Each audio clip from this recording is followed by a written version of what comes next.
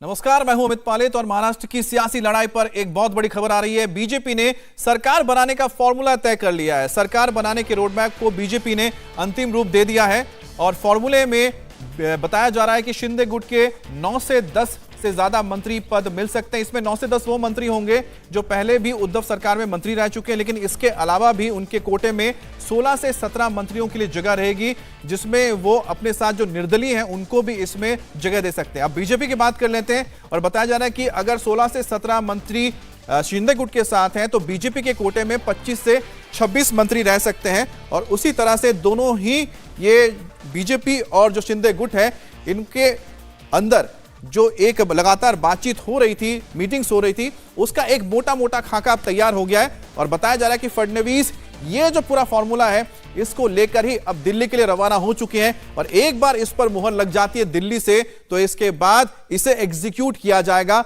और शिंदे गुट में भी इस वक्त आपको बता दें कि मंथन चल रहा है और ये बातचीत हो रही कि आगे क्या रणनीति होगी, क्योंकि ये जो फॉर्मूला सामने आया है इसको भी अब अपने जो साथी हैं उनके बीच एकनाथ शिंदे रख रहे हैं ताकि उनसे भी इस बारे में चर्चा हो जाए। और उसके बाद जब फाइनल मुलाकात होगी देवेंद्र फडणवीस और शिंदे की तो आगे ये तय हो जाएगा कि क्या करना है।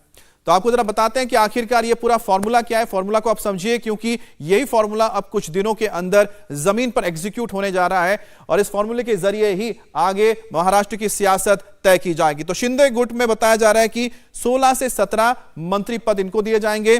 25 से 26 मंत्रियों का जो कोटा है वो बीजेपी अपने पास रख रही है। अभी जो 16 से 17 आप देख रहे हैं मंत्रियों का जो कोटा है, इसमें 9 तो वही लगा लीजिए मंत्री रहेंगे जो कि उद्धव सरकार में मंत्री थे, तो उनको एक तो जगह मिलेगी। इसके बाद जो 8 से 9 जो बचेंगे, खाली जो पद बचेंगे, वो उसमें शिंदे गुट के कुछ और लोगों को सेट किया जाएगा और साथ ही साथ जो निर्दलीय विधायक जो सपोर्ट कर रहे हैं उनकी भी तादाद अच्छी खासी है, करीब 10 से 12 जो हैं निर्दलीय विधायक, उनको भी इसमें दिया जाएगा। जो छोटे पार्टियां हैं उनको जगह मिलेगी। अब बीजेपी की बात कर लेते हैं। बीजेपी अपने पास तो रखेगी 25 से 26, इसमें जो सहयोगी दल है और साथ ही साथ जो निर्दलीय विधायक बीजेपी को सपोर्ट करेंगे उनको भी इसमें जगह दी जाएगी। तो कुल मिलाकर एक बैलेंस तैयार किया है फडणवीस ने और लगभग इस पे शिंदे और साथ ही साथ फडणवीस की जो बात हुई है उसमें सारी चीजें ऑलमोस्ट मान ली गई है। लेकिन अब सबसे बड़ा मुद्दा है कि दिल्ली जब फडणवीस आ रहे हैं, यही बात जब सामने रखा जाएगा और बताया जाएगा कि आखिरकार जो यहां पर आलाकमान है,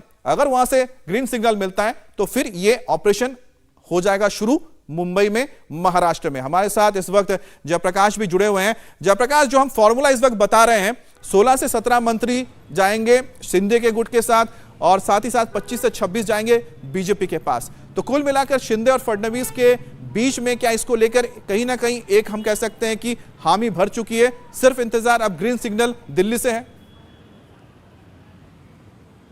देखिए अमित, हमारी दीपक केसरकर से बात हुई थी जो प्रवक्ता हैं शिंदे गुट के, और उन्होंने साफ तौर पर एक बात कही थी कि जो भी बातचीत है वो अभी इंटरनल हमारे सारे विधायकों की चल रही है। जो शिवसेना के बागी विधायक आए हुए हैं गुवाहाटी में और जो निर्दलीय विधायक जुड़े हुए हैं, लेकिन अंदर खाने की खबर, सूत्रों की खबर जो इंडिया टीवी को मिली है वो यही है कि करीब 15 से 16 जो विधायक हैं उन्हें मंत्री पद दे सकती है बीजेपी। ये बातचीत शिंदे गुट और देवेंद्र फडणवीस के बीच में हुई है। देवेंद्र फडणवीस अपने विधायकों से लगातार चर्चा कर रहे हैं सागर बंगलों पर पिछले 5 दिनों से, और इसी फॉर्मूले के ऊपर काम किया जा रहा है कि अगर शिंदे गुट उन्हें समर्थन देता है तो उनकी संख्या 170 के पार हो जाएगी और पूर्ण बहुमत में भारतीय जनता पार्टी की सरकार आ जाएगी महाराष्ट्र में। तो ऐसे में शिंदे गुट को क्या ऑफर देना है, क्योंकि उसमें करीब 20 नेता ऐसे हैं शिंदे गुट में जो बहुत बड़े चेहरे हैं, जिसमें 9 मंत्री ऑलरेडी उद्धव ठाकरे की सरकार में रह चुके हैं, ऐसा हम कह सकते हैं। तो इन 9 मंत्रियों को मंत्री पद देना ही पड़ेगा। इसके अलावा जो और 12 चेहरे हैं उनको कैसे एडजस्ट करना है,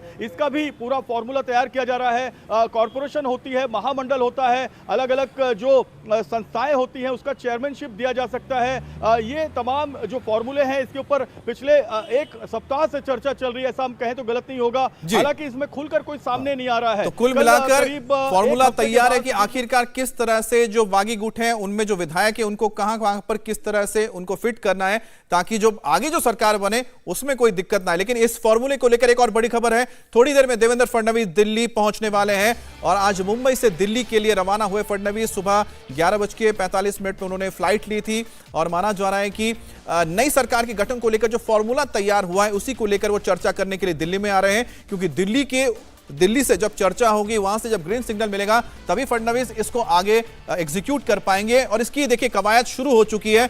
पवन, एक बात बताइए कि जो एक कवायद हम बोल रहे हैं, इसकी शुरुआत हो गई है।